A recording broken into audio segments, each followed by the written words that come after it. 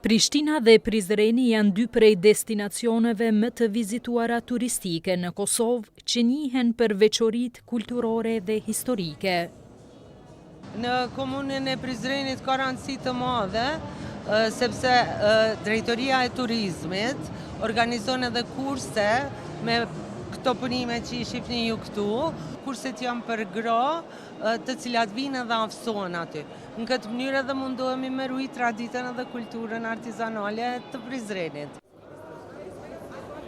Këto dy qytete janë në mesin e shumë vendeve pjesëmarrëse që morën pjesë në panairin ndërkombëtar të turizmit Kosova 2025, që synon promovimin dhe forcimin e bashkëpunimit ndërkombëtar në këtë sektor. Në këtë mandat gjatë vitit 2021-2024, kemi rritje për 50% numrit të turistëve për krahasim me vitet 2017-2020.